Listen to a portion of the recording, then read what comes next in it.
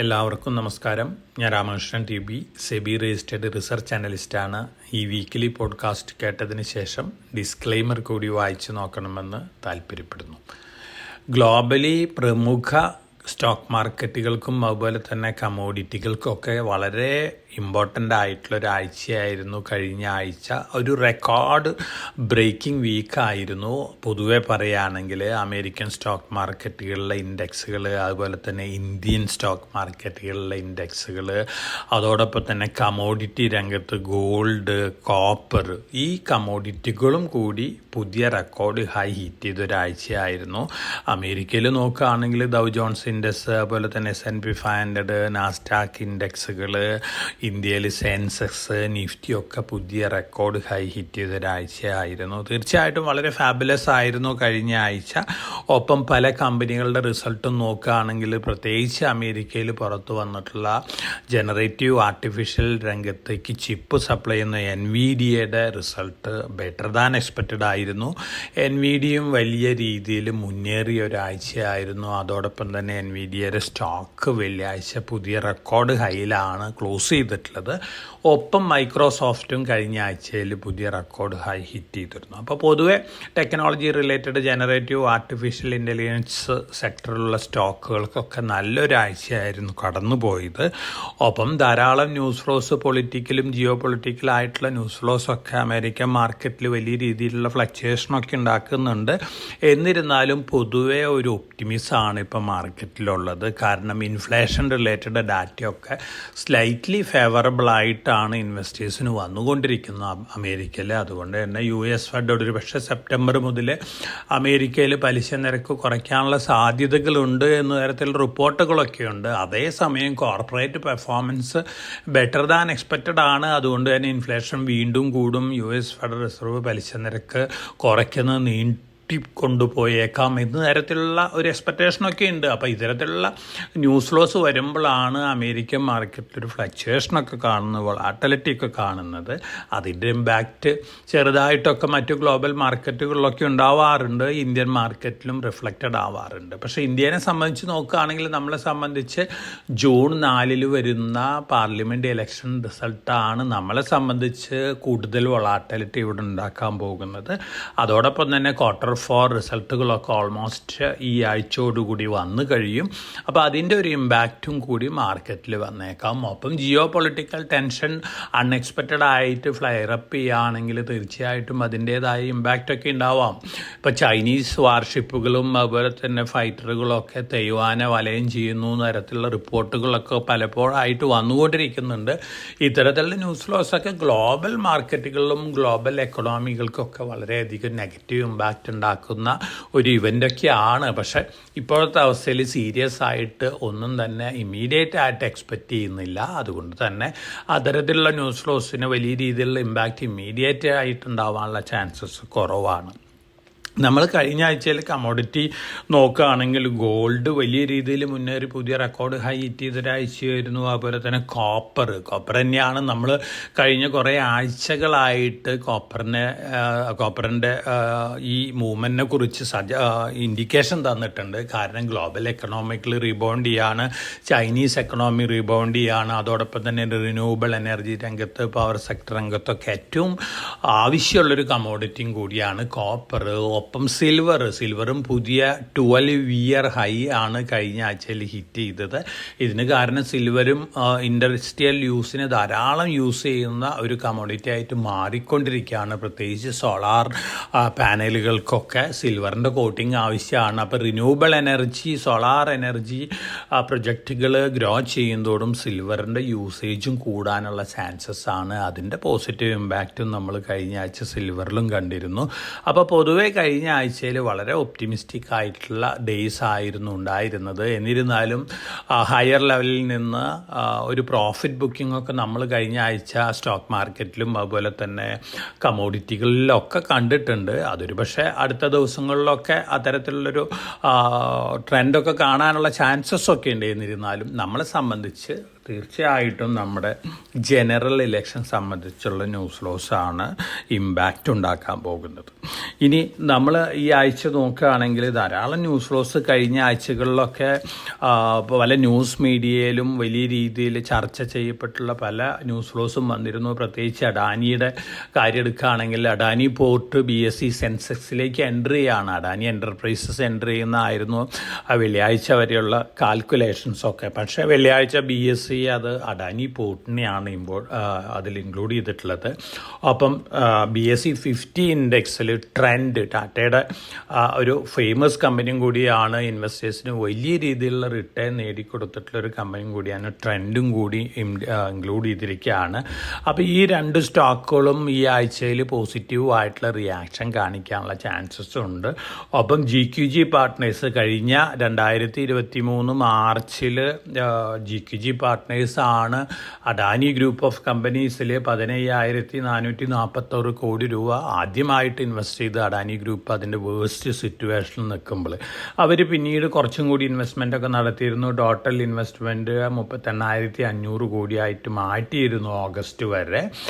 ആ ഇൻവെസ്റ്റ്മെൻറ്റിൻ്റെ ഒക്കെ വാല്യുവേഷൻ ഇന്ന് 96,431 കോടിയായിട്ട് മാറിയിരിക്കുകയാണ്. അറൗണ്ട് 172% 1 ഇയറിനുള്ള റിട്ടേൺ കിട്ടിയിരിക്കുന്നത്. അതായത് $4.6 ബില്യൺ ബിക്കംസ് $11.62 ബില്യൺ ആണ് വെള്ളിയാഴ്ചയിലത്തെ കണക്ക് വെച്ച് നോക്കുമ്പോൾ. അപ്പോൾ അഡാനിയിൽ ഇൻവെസ്റ്റ് ചെയ്തിട്ടുള്ള GQG ജെയിൻ്റെ ഒപ്പം ഇൻവെസ്റ്റ് ചെയ്തിട്ടുള്ള എല്ലാ ഇൻവെസ്റ്റേഴ്സിനും ഇത്തരത്തിലുള്ള റിട്ടേൺ തന്നെയാണ് കിട്ടിയിട്ടുള്ളത്. തീർച്ചയായിട്ടും അഡാനി ഗ്രൂപ്പിൻ്റെ ഇപ്പോഴത്തെ സിറ്റുവേഷനൊക്കെ വെച്ച് നോക്കുകയാണെങ്കിൽ വീണ്ടും വലിയ രീതിയിൽ പല കമ്പനികളും മുന്നേറാനുള്ള ചാൻസസ് ആണ്. പ്രത്യേകിച്ച് Adani port, Adani enterprises, Adani power, Adani green energy ഒക്കെ നമ്മൾ റെക്കമെൻഡ് ചെയ്തിട്ടുള്ള സ്ട്രോങ് സ്റ്റോക്കുകളും കൂടി തന്നെയായിരുന്നു. കുറേ കാലങ്ങളായിട്ട് കണ്ടിന്യൂസ് ആയിട്ട് റെക്കമെൻഡ് ചെയ്യുന്ന സ്റ്റോക്കും കൂടിയാണ്. അഡാനി പോർട്ടിൻ്റെ കാര്യം എടുക്കുകയാണെങ്കിൽ കേരളത്തിനെ സംബന്ധിച്ച് വളരെയധികം പോസിറ്റീവ് ഇമ്പാക്റ്റ് ഉണ്ടാക്കുന്ന ഒരു ന്യൂസ് എന്ന് പറയുന്നത് നമ്മൾ കഴിഞ്ഞ ആഴ്ചകളിൽ കഴിഞ്ഞ ദിവസങ്ങളിലൊക്കെ അത് പറഞ്ഞിരുന്നു. ഗവൺമെൻറ് ആദ്യമായിട്ട് ഇന്ത്യയിലത്തെ ട്രാൻസ്ഷിപ്മെൻറ്റ് പോർട്ടായിട്ട് അഡാനി വിഴിഞ്ഞത്തിന് അനുമതി കൊടുത്തിരിക്കുകയാണ്. തീർച്ചയായിട്ടും വളരെ പോസിറ്റീവായിട്ടുള്ള ന്യൂസ് തന്നെയാണ്. കേരളത്തിൻ്റെ എക്കണോമിക് ഹിസ്റ്ററിയിൽ വലിയ ഇമ്പാക്റ്റ് ഉണ്ടാക്കുന്ന ഒരു കാര്യം കൂടിയാണ്. അഡാനി പോർട്ട് ഡെവലപ്പ് ചെയ്ത് കഴിയുമ്പോൾ ഏറ്റവും ബെനിഫിറ്റ് കിട്ടാൻ പോകുന്ന ട്രിവാൻഡ്രം മുതലുള്ള കേരളത്തിലുള്ള ജില്ലകളും അതുപോലെ തന്നെ തമിഴ്നാടിനോട് നമ്മുടെ അതിർത്തിയോടനുസരിച്ചിട്ടുള്ള അടുത്തുള്ള തമിഴ്നാട് ജില്ലകൾക്കൊക്കെയാണ്. പൊതുവെ കേരളത്തിനെ സംബന്ധിച്ച് വളരെയധികം പോസിറ്റീവായിട്ടുള്ള എക്കണോമിക് ഇമ്പാക്റ്റ് ഉണ്ടാക്കുന്ന ഒരു ഡെവലപ്മെൻറ്റും കൂടിയാണ്. അതോടൊപ്പം തന്നെ അഡാനി പോർട്ട് ഇന്ത്യയിലത്തെ ആദ്യത്തെ ട്രാൻസ്ഷിപ്മെൻറ്റ് പോർട്ടാകുമ്പോൾ ധാരാളം ബിസിനസ്സാണ് അഡാനി പോർട്ടിന് കിട്ടാൻ പോകുന്നത്. ഇനി അടുത്ത 2 ട്രാൻസ്ഷിപ്മെൻറ്റ് പോർട്ടുകൾ ഇന്ത്യ പ്ലാൻ ചെയ്തിട്ടുള്ള ഒന്ന് നമ്മുടെ കൊച്ചിൻ ഷിപ്പ്യാർഡ്, കൊച്ചിയിലാണ്, വല്ലാർപാറം ടെർമിനലാണ്. അത് ഡ്രെഡ്ജിങ് നടത്തി 20 മീറ്റർ താഴ്ച വരുത്തിയതിന് ശേഷം സെക്കൻഡ് ട്രാൻസ്ഷിപ്മെൻറ്റ് ടെർമിനലായിട്ട് മാറ്റാനുള്ള പ്രൊജക്റ്റുകളൊക്കെ ആരംഭിച്ചിട്ടുണ്ട്. അതോടൊപ്പം തന്നെ ആൻഡമാൻ നിക്കോബാർ ഐലൻഡിലുള്ള ഒരു പോർട്ടും കൂടിയാണ്. അപ്പോൾ ഈ 3 പോർട്ടുകളും കൂടി ആകുമ്പോൾ ഇന്ത്യയുടെ എക്കണോമിക് സിറ്റുവേഷനിൽ വലിയ രീതിയിലുള്ള ട്രേഡ് റിലേറ്റഡ് സിറ്റുവേഷനിൽ വലിയ രീതിയിലുള്ള പോസിറ്റീവ് ഇമ്പാക്റ്റാണ് ഉണ്ടാവാൻ പോകുന്നത്. തീർച്ചയായിട്ടും കൊച്ചിൻ ഷിപ്പ്യാർഡ് നമ്മുടെ റെക്കമെൻഡഡ് സ്റ്റോക്കുകളാണ്. കഴിഞ്ഞ ആഴ്ചയിൽ മാത്രം നേടിയിട്ടുള്ള 25% അടുത്തുള്ള ഒരു ഇൻക്രീസാണ് കൊച്ചിൻ ഷിപ്പ്യാർഡിൻ്റെ സ്റ്റോക്ക് പ്രൈസിലൊക്കെ വന്നിരിക്കുന്നത്. നമ്മൾ സ്റ്റോക്ക് സ്പ്ലിറ്റിന് മുമ്പ് അറൗണ്ട് 600 റേഞ്ചിലൊക്കെ റെക്കമെൻഡ് ചെയ്തിട്ടുള്ള സ്റ്റോക്കുകളാണ്. ഇത് സ്റ്റോക്ക് സ്പ്ലിറ്റിന് ശേഷം ഇപ്പോൾ 2000 രൂപയിലേക്കാണ് മുന്നേറിയിട്ടുള്ളത്. അപ്പോൾ ഈ കൊച്ചിൻ ഷിപ്പ്യാർഡിൻ്റെ റാലിക്കുള്ള മറ്റൊരു പ്രധാനപ്പെട്ട കാരണം സെക്കൻഡ് ട്രാൻസ്ഷിപ്മെൻറ്റ് പോർട്ടായിട്ട് ഗവൺമെൻറ് കൺസിഡർ ചെയ്യുന്നത് കൊച്ചിൻ വല്ലാർപാറം കണ്ടെയ്നർ ടെർമിനലിലാണ്. അവിടെ ഒരു കൊച്ചിൻ പോർട്ട് ഇത്തരത്തിലൊരു സെക്കൻഡ് ട്രാൻസ്ഷിപ്മെൻറ്റ് പോർട്ടായിട്ട് മാറുമ്പോൾ അതും വലിയ രീതിയിൽ പോസിറ്റീവ് ഇമ്പാക്റ്റ് ഉണ്ടാക്കും. ഒപ്പം അത് ഏറ്റവും കൂടുതൽ പോസിറ്റീവായിട്ട് ഇമ്പാക്റ്റ് ഉണ്ടാക്കാൻ പോകുന്നത് കൊച്ചിൻ ഷിപ്പ്യാർഡിലാണ്. ഒപ്പം കൊച്ചിൻ ഷിപ്പ്യാർഡിന് അമേരിക്കൻ ആർമി ആയിട്ടുള്ള ഒരു MOU സൈൻ ചെയ്തിട്ടുണ്ടായിരുന്നു. അതോടൊപ്പം തന്നെ ഈ ഹൈബ്രിഡ് വെസൽസൊക്കെ ഉണ്ടാക്കാനായിട്ട് ഓവർസീസ് കൺട്രികളിൽ നിന്നും അതുപോലെ തന്നെ ഇൻലാൻഡ് വാട്ടർവേസിൽ യൂസ് ചെയ്യുന്ന ബോട്ടുകളും വെസൽസൊക്കെ ഉണ്ടാക്കാനുള്ള ഓർഡറുകളൊക്കെ ഏറ്റവും കൂടുതൽ കിട്ടിക്കൊണ്ടിരിക്കുന്നു കൊച്ചിൻ ഷിപ്പ്യാർഡിനാണ്. ഇതിൻ്റെ പോസിറ്റീവ് ഇമ്പാക്റ്റാണ് നമ്മൾ കണ്ടുകൊണ്ടിരിക്കുന്നത്. അപ്പോൾ തീർച്ചയായിട്ടും സെക്കൻഡ് ട്രാൻസ്ഷിപ്മെൻറ്റ് പോർട്ടായിട്ട് കൊച്ചിൻ ഷിപ്പ്യാർഡിനെ പ്രഖ്യാപിക്കുമ്പോൾ വീണ്ടും വലിയ രീതിയിൽ കൊച്ചിൻ വല്ലാർപാടം ടെർമിനലിനെ പ്രഖ്യാപിക്കുമ്പോൾ കൊച്ചിൻ പോർട്ടിനെ പ്രഖ്യാപിക്കുമ്പോൾ വീണ്ടും വലിയ രീതിയിൽ രീതിയിലുള്ള പോസിറ്റീവ് ഇമ്പാക്റ്റ് തന്നെയാണ് കൊച്ചിൻ ഷിപ്പ് യാർഡിനുണ്ടാവാൻ പോകുന്നത്.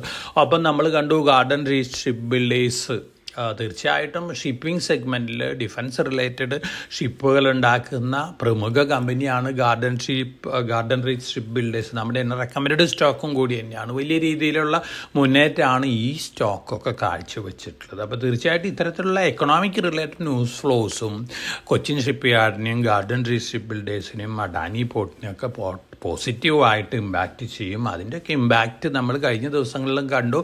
അടുത്ത മാസങ്ങളിലും അടുത്ത വർഷങ്ങളിലും ഇതിൻ്റെയൊക്കെ ഇമ്പാക്റ്റ് ഈ സ്റ്റോക്കുകളിലൊക്കെ കാണാനുള്ള ചാൻസസൊക്കെ വളരെ വളരെ കൂടുതലാണ്. അതോടൊപ്പം തന്നെ ജിയോ ഫൈനാൻഷ്യൽ സർവീസസിൻ്റെ ന്യൂസ് ഫ്ലോസ് നോക്കുകയാണെങ്കിൽ അവർ ഡിവൈസ് ആസ് എ സർവീസ് ആക്കി മാറ്റിയിട്ട് ടെലികോം ഡിവൈസുകളും ഫോണുകളൊക്കെ റെൻ്റ് ഔട്ട് ചെയ്യാനുള്ള ബിസിനസ്സിലേക്കും കൂടി കടക്കുകയാണ്. ഇപ്പോൾ ഈ സെഗ്മെൻറ്റിലുള്ള ഹില്ലറ്റ് പക്കാർഡും അതുപോലെ തന്നെ ലെനോവയൊക്കെയാണ് ആ ഒരു സെഗ്മെൻറ്റിലേക്ക് കടക്കാനായിട്ടുള്ള ഫൈനാൻസിങ്ങിനുള്ള റെസൊല്യൂഷനൊക്കെ ജിയോ ഫൈനാൻഷ്യൽ സർവീസസ് പാസ്സാക്കാൻ പോവുകയാണ്. റിലയൻസ് റീറ്റെയിലായിട്ട് 36,000 കോടി രൂപയുടെ എക്യുപ്മെൻറ്റുകൾ വാങ്ങി അത് കോർപ്പറേറ്റുകൾക്കാണ് മുമ്പ് അവർ പ്ലാൻ ചെയ്യുന്നത്. കോർപ്പറേറ്റുകൾക്കും മറ്റ് അനുബന്ധ ഇൻസ്റ്റിറ്റ്യൂഷനുകൾക്കും ലീസ് ഔട്ട് ചെയ്യാണ്. അറ്റ് എ കോസ്റ്റ്, ഫിനാൻസിങ് കോസ്റ്റിലാണ് ലീസ് ഔട്ട് ചെയ്യാൻ പോകുന്നത്. വളരെ ഫാബുലസ് ആയിട്ടുള്ള സേഫ് ആയിട്ടുള്ള ഒരു മെത്തേഡാണ് ജിയോ ഫൈനാൻഷ്യൽ സർവീസ് ഇൻട്രൊഡ്യൂസ് ചെയ്യാൻ പോകുന്നത്. ജൂൺ 22 റെസൊല്യൂഷനൊക്കെ മൂവ് ചെയ്ത് കഴിഞ്ഞ് കഴിഞ്ഞാൽ എനിക്ക് തോന്നുന്നു ജൂലൈ ആഗസ്റ്റോടുകൂടി സർവീസസും ലോഞ്ച് ചെയ്യാനുള്ള ചാൻസസ് ഉണ്ട്.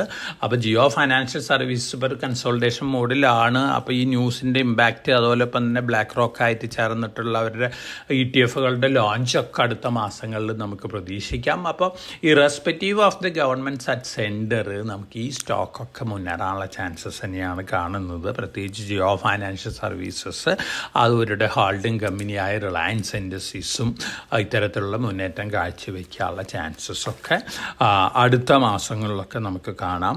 അതോടൊപ്പം തന്നെ ടാറ്റ മോട്ടോർ വളരെ ഇമ്പോർട്ടൻ്റ് ആയിട്ടുള്ള ഡിസിഷനാണ് എടുത്തിട്ടുള്ളത്. JLR ഇന്ത്യയിൽ ഇതുവരെ മാനുഫാക്ചറിങ് ഒന്നുമില്ല. ഇന്ത്യയിലേക്ക് മാനുഫാക്ചറിങ് മാറ്റാൻ പോവുകയാണ്. ഇന്ത്യയിലത്തെ സെല്ലിംഗ് പ്രൈസ് അറൗണ്ട് 20-22% കുറയുമെന്നാണ് പറയുന്നത്. ഇപ്പോൾ തന്നെ ഹ്യൂജ് ഡിമാൻഡാണ് JLRൻ്റെ SUV-കൾക്ക് ഇന്ത്യയിലുള്ളത്. അതുകൊണ്ട് തന്നെ ഇന്ത്യയിൽ പ്രൊഡക്ഷൻ ബേസ് ആക്കി മാറ്റി വില കുറയുമ്പോൾ തീർച്ചയായിട്ടും ബിഗർ സെയിൽസ് നമ്പേഴ്സാണ് ടാറ്റ മോട്ടോഴ്സ് എക്സ്പെക്റ്റ് ചെയ്യുന്നത്. ഇത് പോസിറ്റീവായിട്ട് ഇമ്പാക്റ്റ് ചെയ്തേക്കാം. അപ്പം ഡീമർജറും ഉണ്ട് ഭാവിയിൽ. ആ ഡീമർജർ പാസഞ്ചർ വെഹിക്കിളിനെ ഡീമർജ് ചെയ്യാൻ പോവുകയാണ്. അതിൻ്റെ ഇമ്പാക്റ്റും കൂടി ടാറ്റ മോട്ടോഴ്സിന് അടുത്ത മാസങ്ങളിലൊക്കെ ലഭിക്കാനുള്ള ചാൻസസ് വളരെ വളരെ കൂടുതലാണ്. അപ്പോൾ സ്റ്റോക്ക് സ്പെസിഫിക് ആയിട്ട് വന്നുകൊണ്ടിരിക്കുന്ന ന്യൂസ് ഫ്ലോസൊക്കെ നമ്മളെ സംബന്ധിച്ച് വളരെ പോസിറ്റീവാണ്. അപ്പം നമ്മുടെ പവർ മെയ് മാസത്തെ പവർ കൺസംഷൻ നോക്കുകയാണെങ്കിൽ ഡിമാൻഡ് പീക്കിലെത്തിയിട്ടുള്ള ഒരു മാസം കൂടിയാണ് ഇത്. പവർ ജനറേറ്റിംഗ് കമ്പനികളെ സംബന്ധിച്ച് പ്രൊഡ്യൂസിങ് കമ്പനികളെ സംബന്ധിച്ചൊക്കെ വളരെ പോസിറ്റീവാണ്. പ്രത്യേകിച്ച് ടാറ്റ പവർ അത് റിലേറ്റഡ് ആയിട്ടുള്ള കമ്പനികൾക്കൊക്കെ വളരെ പോസിറ്റീവാണ്. Adani power, Adani green energy ഇവരെ സംബന്ധിച്ചൊക്കെ പോസിറ്റീവാണ്. ഒപ്പം ടാറ്റ പവർ വലിയ രീതിയിലുള്ളൊരു ബോറോയിങ് ആണ് പ്ലാൻ ചെയ്യുന്നത്. ഹ്യൂജ് ഇൻവെസ്റ്റ്മെൻ്റ് ആണ്, ഹ്യൂജ് എക്സ്പാൻഷൻ പ്ലാനുകളാണ് അവർ ഗ്രീൻ എനർജി സെഗ്മെൻറ്റിൽ നടത്താൻ പോകുന്നത്. അതിൻ്റെ ഒരു പോസിറ്റീവ് ഇമ്പാക്റ്റൊക്കെ അടുത്ത മാസങ്ങളിൽ ഈ സ്റ്റോക്കിലൊക്കെ കാണാം. ഒപ്പം നമ്മൾ റിന്യൂവബിൾ എനർജി രംഗത്ത് ഒരു വൻ ശക്തിയായിട്ട് മാറിക്കൊണ്ടിരിക്കുകയാണ്. അഡാനി ഗ്രീൻ അതുപോലെ തന്നെ ടാറ്റ പവറിൻ്റെ അണ്ടറുള്ള ടാറ്റ ഗ്രീൻ എനർജി ലിമിറ്റഡ് ഇത്തരത്തിലുള്ള കമ്പനികൾ, അതുപോലെ തന്നെ Waaree renewable energy technologies, Waaree renewable എനർജിയുടെ IPO വരാൻ പോവുകയാണ്.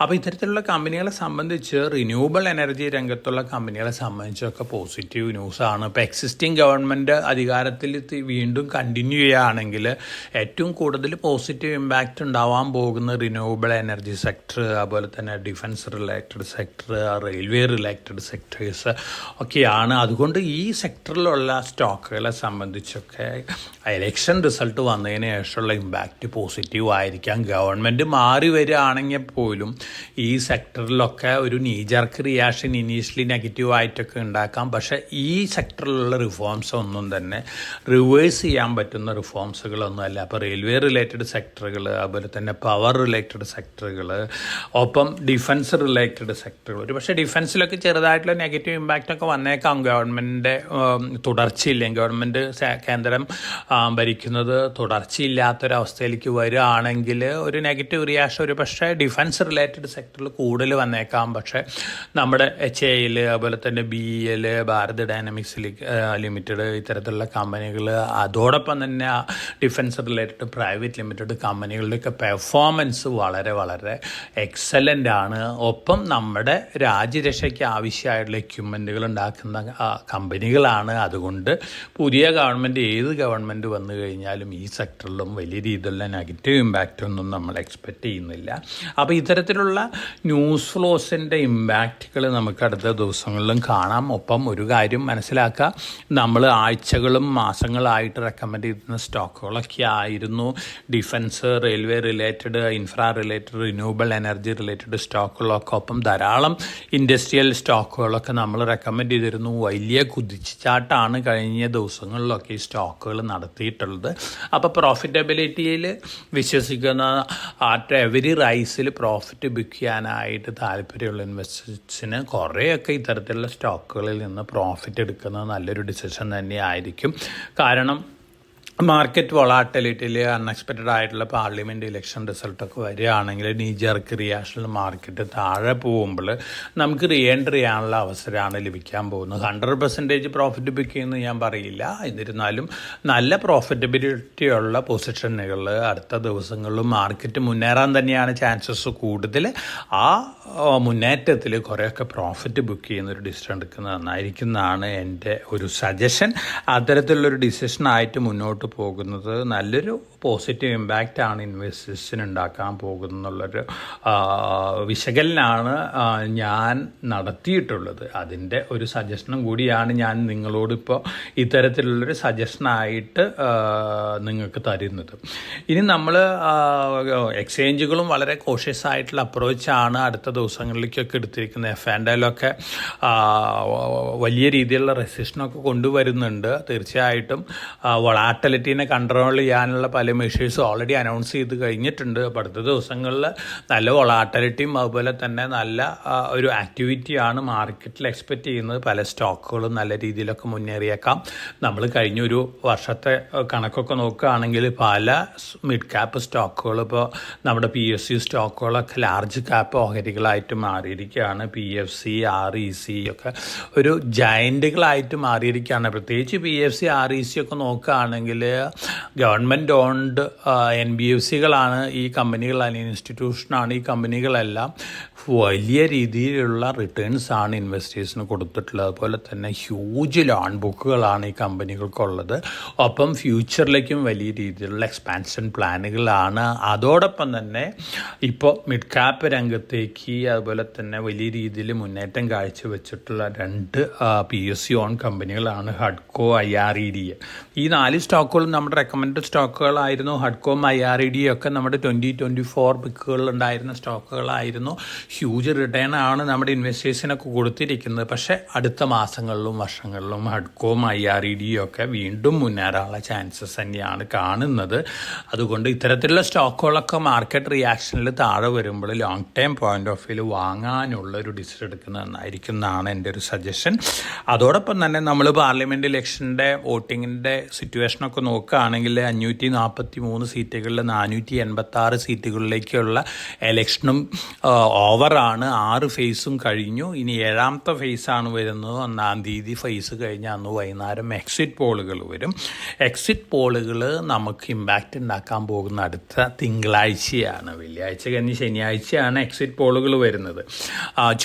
അടുത്ത ചൊവ്വാഴ്ചയാണ് നമ്മുടെ പാർലമെൻറ്റ് ഇലക്ഷൻ റിസൾട്ട് വരുന്നത്. അപ്പോൾ നമ്മളെ സംബന്ധിച്ച് എക്സിറ്റ് പോളുകൾ ശനിയാഴ്ച വരുന്നു. അതിൻ്റെ ഇമ്പാക്റ്റ് മൺഡേ സൺഡേ ആണ് നമുക്ക് കിട്ടാൻ പോകുന്നത്. അപ്പോൾ തീർച്ചയായിട്ടും അടുത്ത ആഴ്ചയിലേക്ക് നമുക്ക് ഏറ്റവും നല്ല സ്ട്രാറ്റജികളായിരിക്കാം നിഫ്റ്റിയിലും ബാങ്ക് നിഫ്റ്റിയിലുള്ള ഓപ്ഷൻ സ്ട്രാറ്റജികളൊക്കെ ആയിരിക്കും. അടുത്ത ദിവസങ്ങളിൽ ഈ ഓപ്ഷൻ സ്ട്രാറ്റജികൾ നമ്മൾ മോർണിംഗ് മെസ്സേജിൽ കൂടെ നമ്മുടെ ഇൻവെസ്റ്റേഴ്സിന് സജഷനായിട്ട് കൊടുക്കുന്നതായിരിക്കും. തങ്ങളുടെ റിസ്ക് റിലേറ്റഡ് ആക്ടിവിറ്റീസൊക്കെ കൺസിഡർ ചെയ്ത് എത്രത്തോളം റിസ്ക് എടുക്കാൻ പറ്റും അത്തരത്തിലുള്ള ഒരു മെഷർമെൻറ്റും അസസ്മെൻറ്റും ഒക്കെ നടത്തി അത്തരത്തിലുള്ള സ്ട്രാറ്റജികളിൽ എൻ്റർ ചെയ്തും നന്നായിരിക്കും. വളരെ സേഫായിട്ടുള്ള സ്ട്രാറ്റജികൾ മാത്രമാണ് ഇതുവരെ നമ്മുടെ ചരിത്രത്തിൽ ഇത്ര കാലം നമ്മൾ സജഷൻ കൊടുത്തിട്ട് ഇതുവരെ നമ്മൾ കൊടുത്തിട്ടുള്ളൂ. അപ്പം കഴിഞ്ഞ ആഴ്ചയിൽ നമ്മൾ കൊടുത്തിട്ടുള്ള എല്ലാ സ്ട്രാറ്റജികളും നമ്മുടെ ഇൻവെസ്റ്റേഴ്സിന് വളരെ ഫാബുലസ് ആയിരുന്നു. പ്രത്യേകിച്ച് നിഫ്റ്റി ഓപ്ഷൻ സ്ട്രാറ്റജികൾ, അതുപോലെ തന്നെ സ്റ്റോക്ക് ഓപ്ഷൻ സ്ട്രാറ്റജികളൊക്കെ അതൊക്കെ വളരെ എൻജോയ് ചെയ്തിട്ടുള്ള ഇൻവെസ്റ്റേഴ്സ് ഉണ്ട്. അപ്പോൾ അവരെ സംബന്ധിച്ചും അടുത്ത ആഴ്ചയിലേക്ക് ഈ സ്ട്രാറ്റജികൾ നമ്മൾ സജസ്റ്റ് ചെയ്യുന്ന സ്ട്രാറ്റജികൾ അപ്ലൈ ചെയ്യുന്ന നന്നായിരിക്കും. പക്ഷേ തങ്ങളുടെ റിസ്ക് റിലേറ്റഡ് ആക്ടിവിറ്റീസൊക്കെ കൺസിഡർ ചെയ്തതിന് ശേഷം മാത്രമാണ് അത്തരത്തിലുള്ള ആക്ടിവിറ്റീസിൽ എൻ്റർ ചെയ്യാനായിട്ട് പാടുള്ളൂ. ഇനി ക്വാർട്ടർ ഫോർ റിസൾട്ടുകൾ ഈ ആഴ്ചയും ധാരാളം പ്രമുഖ കമ്പനികളുടെ ക്വാർട്ടർ ഫോർ റിസൾട്ടുകളൊക്കെ വരുന്നുണ്ട്. അതിനനുസരിച്ചുള്ള ഇമ്പാക്റ്റൊക്കെ മാർക്കറ്റിൽ അതാത് സ്റ്റോക്കുകളിലൊക്കെ ഉണ്ടാവാനുള്ള ചാൻസസ് ഒക്കെ ഉണ്ട്. അപ്പോൾ ആ സ്റ്റോക്കുകളിലും ക്വാർട്ടർ ഫോർ റിസൾട്ടുകൾ വന്നതിന് ശേഷം മാത്രം ഒരു ഡിസിഷൻ എടുക്കുന്നത് നന്നായിരിക്കും. അപ്പോൾ ഓവറോൾ നമുക്ക് ഇന്ന് നിങ്ങൾക്ക് സജസ്റ്റ് ചെയ്യുന്ന അല്ലെങ്കിൽ നിങ്ങൾക്ക് കഴിഞ്ഞ ആഴ്ചയിലത്തെ മാർക്കറ്റ് വിശകലനം ചെയ്ത് അടുത്ത ദിവസങ്ങളിലേക്ക് ഇൻഡിക്കേഷൻ നൽകുന്ന സ്റ്റോക്കുകളും ന്യൂസ് ഫ്ലോസ് എല്ലാം തന്നെ വളരെ കോഷ്യസ് ആയിട്ട് കേട്ട് വളരെ കോഷ്യസ് ആയിട്ടുള്ള ഡിസിഷൻ എടുക്കേണ്ടത് ആവശ്യമാണ്. അടുത്ത 2 ആഴ്ചയിൽ ഇലക്ഷൻ റിസൾട്ട് വന്നതിന് ശേഷം നമുക്കറിയാം പുതിയ ഗവൺമെൻറ്റാണ് വരിക. അപ്പോൾ പുതിയ ഗവൺമെൻറ് എക്സിസ്റ്റിംഗ് ഗവൺമെൻറ് കണ്ടിന്യൂ ചെയ്യുകയാണെങ്കിൽ മാർക്കറ്റ് ഒരു ബുള്ളിഷ് പിക്ചർ തന്നെയാണ് നൽകാൻ പോകുന്നത്. ഒരു പക്ഷേ നിഫ്റ്റി സെൻസസൊക്കെ 5-10% മുന്നേറാനുള്ള ചാൻസസ് ഉണ്ട് എക്സിസ്റ്റിംഗ് ഗവൺമെൻറ് വലിയ ഭൂരിപക്ഷത്തിൽ തിരിച്ചു വരികയാണെങ്കിൽ. മറിച്ച് എക്സിസ്റ്റിംഗ് ഗവൺമെൻറ്റിൽ പ്രമുഖ കക്ഷിക്ക് ഭൂരിപക്ഷം സിംഗിൾ പാർട്ടി മെജോറിറ്റി കിട്ടിയില്ലെങ്കിൽ തീർച്ചയായിട്ടും മാർക്കറ്റ് ഒരു നീജർക്ക് നെഗറ്റീവ് റിയാക്ഷനൊക്കെ കാണിക്കാം. ആ നെഗറ്റീവ് റിയാക്ഷൻ ഒരു പക്ഷേ അറൗണ്ട് 10-13% വരെയൊക്കെ മാർക്കറ്റിനെ താഴത്തേക്ക് കൊണ്ടുപോയേക്കാം. ഇനി മറ്റൊരു പുതിയ ഒരു ഗവൺമെൻറ്റാണ്, പുതിയ മുന്നണിയുടെ ഗവൺമെൻറ്റാണ് കേന്ദ്രത്തിൽ അധികാരത്തിൽ വരുന്നതെങ്കിൽ തീർച്ചയായിട്ടും നെഗറ്റീവ് റിയാക്ഷനൊക്കെ ഉണ്ടാവാം. പക്ഷെ നമ്മളൊരു കാര്യം മനസ്സിലാക്കുക, നമ്മുടെ മാർക്കറ്റ് വളരെ മെച്യൂർഡ് മാർക്കറ്റാണ്. ഇപ്പോൾ ഫോറിൻ പോർട്ട്ഫോളിയോ ഇൻവെസ്റ്റേഴ്സ് ഇവിടെ സെൽ ഓഫ് നടത്തി കഴിഞ്ഞാലും അതൊക്കെ അബ്സോർബ് ചെയ്യാൻ കഴിവുള്ള ഡൊമസ്റ്റിക് ഇൻസ്റ്റിറ്റ്യൂഷനും റീറ്റെയിൽ ഇൻവെസ്റ്റേഴ്സും നമുക്കുണ്ട്. നമ്മുടെ SIP മാത്രം ഒരു മാസം 20,000 കോടിക്ക് മുകളിലാണ്. ഒപ്പം നമ്മുടെ ഡൊമസ്റ്റിക് ഫണ്ടുകളും നമ്മുടെ റീറ്റെയിൽ ഇൻവെസ്റ്റേഴ്സും കൂടിക്കഴിഞ്ഞാൽ എത്രത്തോളം ഫോറിൻ പോർട്ട്ഫോളിയോ ഇൻവെസ്റ്റേഴ്സ് അല്ലേ നോക്കാം, അതൊക്കെ അബ്സോർബ് ചെയ്യാൻ കഴിവുള്ള തരത്തിലുള്ളൊരു മെച്യൂർഡ് മാർക്കറ്റായിട്ട് മാറിയിരിക്കുകയാണ്. 15 കോടിയിലധികം റീറ്റെയിൽ ഇൻവെസ്റ്റേഴ്സ് അല്ലെങ്കിൽ ഡിമാറ്റ് അക്കൗണ്ടുള്ള ഒരു കൺട്രി ആയിട്ട് നമ്മൾ മാറിയിരിക്കുകയാണ്. അപ്പം എലക്ഷൻ റിലേറ്റഡ് ന്യൂസ് ഫ്ലോസിൽ നെഗറ്റീവ് ന്യൂസ് ഫ്ലോസിൽ നെഗറ്റീവ് റിയാക്ഷനൊക്കെ ഉണ്ടാവാം. അതിൽ നമ്മൾ ഒരു ഓപ്പർച്യൂണിറ്റി കണ്ട് നല്ല സ്റ്റോക്കുകൾ ഫണ്ടമെൻ്റലി സ്ട്രോങ് ആയിട്ടുള്ള നമ്മൾ റെക്കമെൻഡ് ചെയ്തിട്ടുള്ള സ്റ്റോക്കുകൾ long time point of view വാങ്ങാനുള്ളൊരു അവസരമായിട്ട് കാണുക. അതാണ് എനിക്ക് ഈ ആഴ്ചയിൽ നിങ്ങളോട് സജസ്റ്റ് ചെയ്യാനുള്ളത്. അടുത്ത സൺഡേ നമ്മൾ ഈ പോഡ്കാസ്റ്റ് വരുമ്പോൾ എക്സിറ്റ് പോൾ റിസൾട്ടുകളൊക്കെ വന്നിട്ടുണ്ടായിരിക്കും. അതിൻ്റെ ഇമ്പാക്റ്റ് എക്സ്പെക്റ്റ് ചെയ്തിട്ടായിരിക്കും നമ്മൾ അടുത്ത സൺഡേ ഇരിക്കുന്നത്. അപ്പോൾ അതിനു മുമ്പ് ഒരു മുന്നോടിയായിട്ടൊരു മുന്നൊരുക്കം നടത്തി കഴിഞ്ഞാൽ നമുക്ക് മാർക്കറ്റിൽ നല്ല രീതിയിൽ ഉള്ള ഡിസിഷൻ എടുക്കാനായിട്ട് സാധിക്കും. അപ്പോൾ ഇതൊക്കെയാണ് ഈ സൺഡേ പോഡ്കാസ്റ്റിൽ എനിക്ക് നിങ്ങൾക്ക് തരാനുള്ളത്. അപ്പോൾ അടുത്ത ദിവസങ്ങളിൽ വളരെ വൊളാറ്റിലിറ്റിയുള്ള ഓരോ ന്യൂസ് ഫ്ലോയ്ക്കും വൊളാറ്റൈലായിട്ട് ഒരു ഇമ്പാക്റ്റ് ഉണ്ടാക്കുന്ന ഇമ്പാക്റ്റ് ഉണ്ടാവുന്ന ഒരു മാർക്കറ്റായിട്ട് മാറുകയാണ് നമ്മുടെ മാർക്കറ്റ്. ഒപ്പം ഞാൻ നേരത്തെ സൂചിപ്പിച്ച പോലെ ജിയോ പൊളിറ്റിക്കൽ ഇഷ്യൂസ് വല്ലതും ഫ്ലെയറപ്പ് ചെയ്യുകയാണെങ്കിൽ അതിൻ്റെയും കൂടിയൊക്കെ ഇമ്പാക്റ്റ് ഉണ്ടാക്കാം. അപ്പോൾ ഓവറോൾ വളരെ കോഷ്യസ് ആയിട്ടിരിക്കേണ്ട ആഴ്ചയാണ് ഈ ആഴ്ച. നെക്സ്റ്റ് വീക്ക് തീർച്ചയായിട്ടും ഇതിനേക്കാളും വലിയ വൊളാറ്റിലിറ്റിക്ക് നമുക്ക് എക്സ്പെക്റ്റ് ചെയ്യാൻ. കാരണം പാർലമെൻറ്റ് ഇലക്ഷൻ റിസൾട്ട് പുറത്തു വന്നു കഴിഞ്ഞിരിക്കും. അപ്പോൾ വളരെ കോഷ്യസായിട്ട് മാർക്കറ്റിൽ ഈ ആഴ്ചയിൽ മൂവ് ചെയ്യുക. എല്ലാവർക്കും നല്ല ട്രേഡിംഗ് ഡേയ്സ് ആശംസിച്ചുകൊണ്ട് ഞാൻ ഇന്നത്തെ പോഡ്കാസ്റ്റ് ഇവിടെ അവസാനിപ്പിക്കുകയാണ്. Thank you.